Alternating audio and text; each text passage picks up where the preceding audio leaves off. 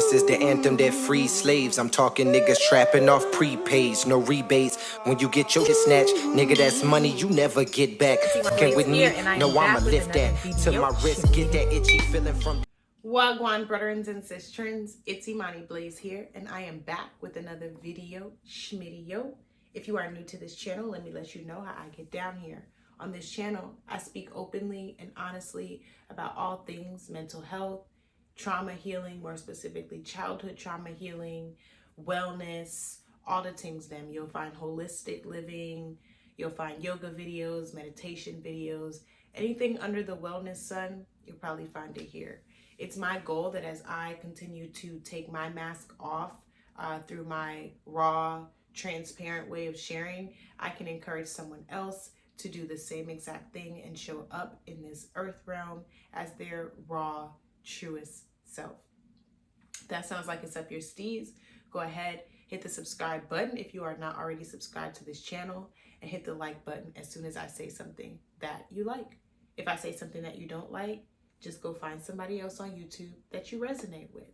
Other than that, also hit the bell notification so that you are notified every single time I post a video.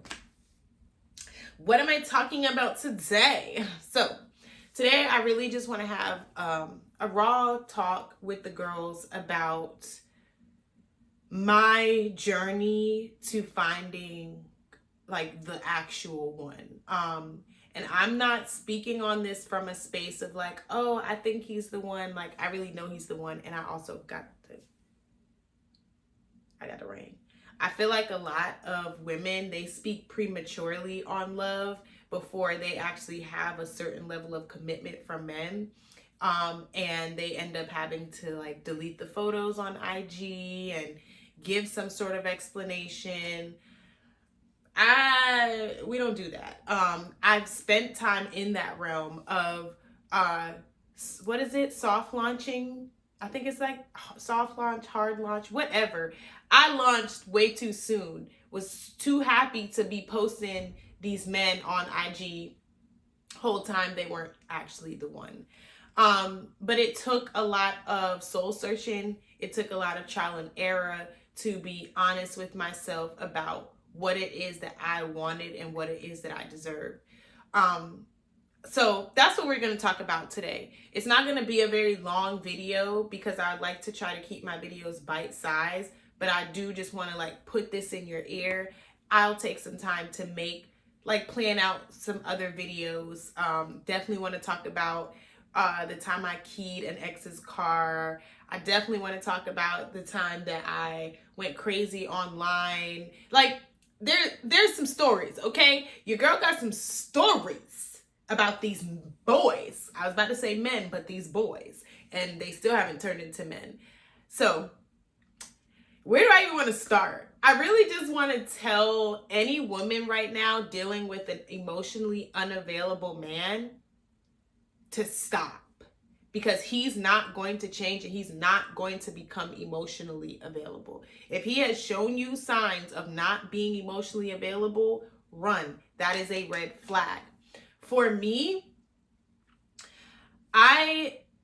for the longest time, because I had daddy issues, I gravitated towards narcissistic men. I gravitated towards men who were not emotionally available for me because I never actually received that type of love from a man. My dad and I now, we have a great relationship, but growing up, I didn't know my biological father, so I had no idea what that type of love even looked like. Yes, I had my dad, who is my dad. Technically, you would call him my stepdad, but I don't see him as my stepdad. He's been in my life since I was 9 months old. So yes, I got that fatherly love, but it was still conditional because once I stopped being like little and cute, shit was tough. And I didn't really, I've never received like that soft girl dad type of love. It's always been tough love and it's always been conditional. So when we moved into dating and the male life or whatever, like I kind of like subconsciously that type of love seemed normal to me. So shit would usually start off real sweet, like love bombing.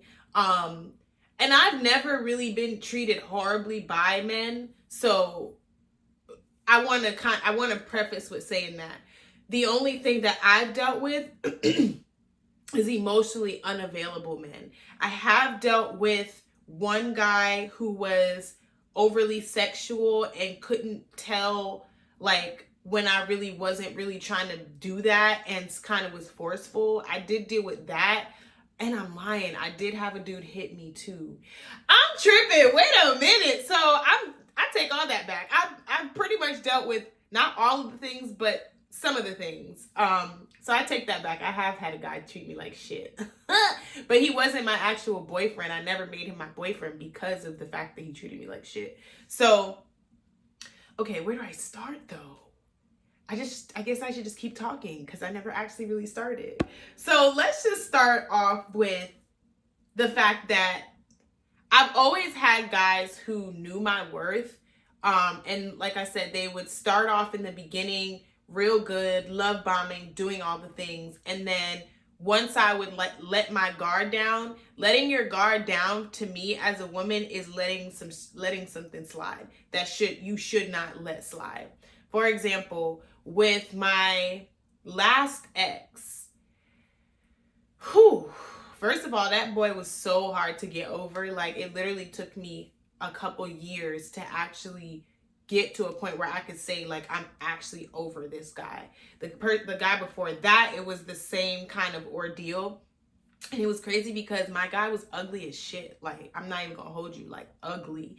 And I was like, well, I'm gonna give this ugly guy a chance because he was really showing up. Like, I was in college, I was struggling to pay my like student bill, and like he literally gave me the money to pay my student bill, and I was like, who is this?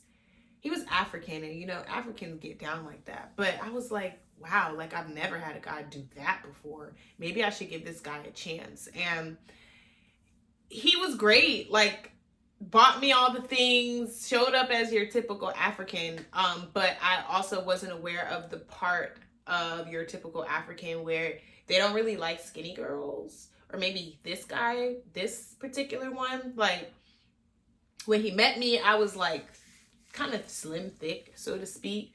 But then he shifted colleges and he started getting around thicker girls and started calling me skinny mini, and yeah. But I mean, I also cheated on him. I ain't even gonna hold you. I did. But it wasn't a thing where I cheated on him just to cheat on him. I told him, like, you treat me like shit and I'm finna go somewhere. I'm finna go somewhere else.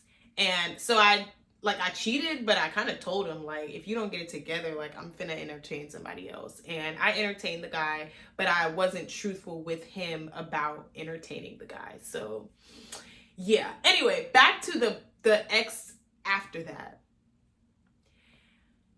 This ex like showed me how much I did not love myself because he was so fine. Like, he was so fine, and it was like I was blinded by the fact that he was fine, and I ignored things that were very big, real red flags, and I just kept acting like I didn't see it. So the first red flag was early into our relationship. Once we had made it official, I went through his phone and I saw him like literally calling like 6 or 7 different girls bae and boo and all this shit. It was crazy.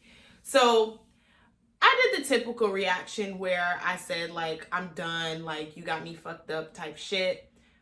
He blew my phone up, called me over and over and over and over again, yada, yada, yada. And I let it slide. Like, I told him, like, that shit don't slide with me. Whole time I'm letting it slide. So, girl, you look stupid. And yeah, so I let that slide. The moment I let that slide, that was the message to him that I am to be played with. I can be played with. I'm not to be taken seriously.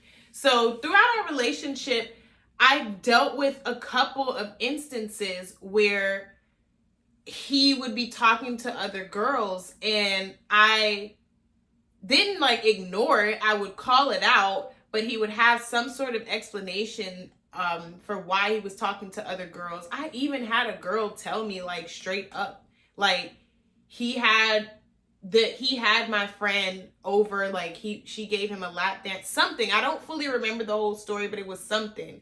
And like it, and I still didn't believe it. I still didn't lock in on that information, and I still let shit slide. I've let shit slide 3 times with him. And it would always be in the back of my head, like, you can't really fully be trusted, but you also love the shit out of me. Like, he really showed up, like buying me stuff. Like, I've always had guys who could do that part. Like, they can show up in that area, buying me stuff, spoiling me, taking me out, posting me. I've never been hidden by a guy, but they still were moving shiesty in the background. And I would know they're moving shiesty and I would ignore it.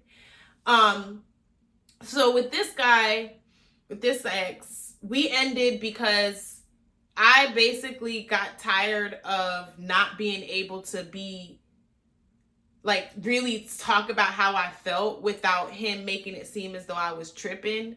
And every time I would be like overly emotional or start to be open about like mental health stuff, like shit that was really real to me, he wasn't available for those type of conversations. Sex was bomb. Like I said, we would go out all the time. Like that part of things was cool. When it was time to show up and give gifts and stuff, it was cool. But when it came to being able to like be honest and open about who I really am, I couldn't do that with him. The relationship I'm with now, like with my fiance, is crazy to like, it's not crazy because now I know like that's the one and this is a safe space. I've never fully been myself with any dude.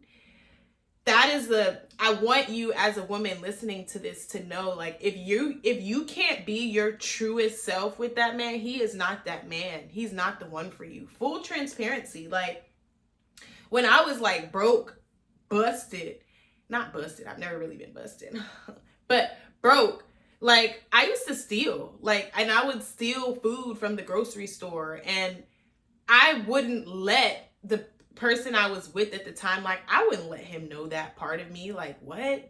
I'm not letting him know that I steal. Like, first, my spirit knew, like, this isn't a safe space for some reason. Not for some reason, my spirit just knew. With my fiance, the first time we went to the grocery store and I was like, I'm not paying for this. And I did my little five-finger discount on the self-checkout. Like, it wasn't even something that I overthought. Like, it was just like, yeah, this is me. And ooh, that might have been TMI, but y'all know I share it raw and real.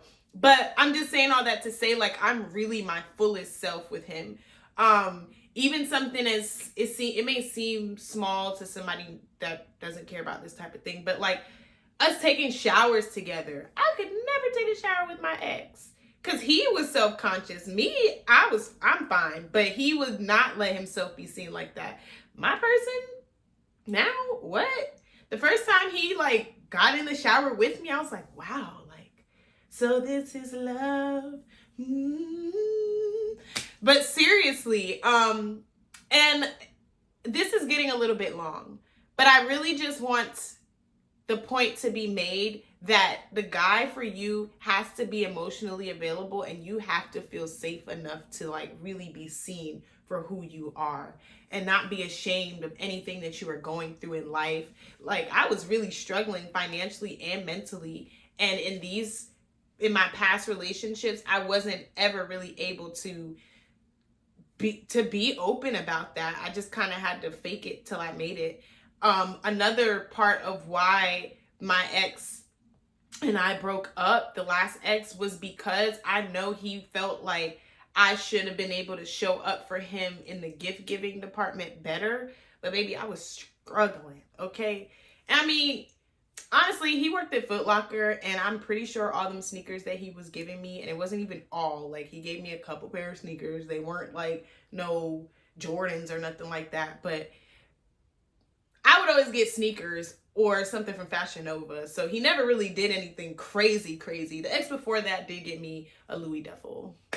But that's neither here nor there. I know that he still expected me to show up financially better in the relationship. And that was part of why he felt like the grass would be greener on the other side when we did fall out. We fell out because I was honest with him about my birthday gift. It was like, I don't want Fashion Nova. Like, I don't. And he went the fuck off on me. It was just like, you're ungrateful, you rude as shit. And then I went the fuck off back because I was triggered. Yeah, that's a story for another day. I'm actually going to end this. I don't even know if you really got anything from it, but I didn't really plan this video. I just said I was going to get on here and start talking about this. So I think I'm just going to make a relationship series playlist and just start to make videos about stuff like how I got over my ex, red flags, stuff like that. And I'll plan it out some more because this actually wasn't very planned. But the main point of this video is the guy for you, the man for you, your soulmate, your life partner, he's going to be emotionally available and you're going to be able to be your fullest self. If the man for you is not emotionally available and you are not able to be your fullest self, you can't tell him I'm struggling financially, mentally, physically. You can't talk about those things without him being like, damn, that's crazy. He ain't the one, baby. And you can't keep ignoring that out of lack of love for yourself. And that's something you have to be real about. Like, when I was real with myself and I said, look, I don't love myself. There's no way I'm letting a nigga talk to me like this and I'm okay with it. There's no way I just let a nigga slap me across the fucking room and I'm driving him back to where he came from. There's no way. There's no way. So I'm gonna leave it at that. I will do some more story times. Definitely want to talk about that situation because there was a time when I felt like I would never be in a domestic violence situation, and then there I was in a domestic violence situation. So that's that. I love you. I mean it. Thanks for watching all of this. I hope you got something. Bye. Mwah.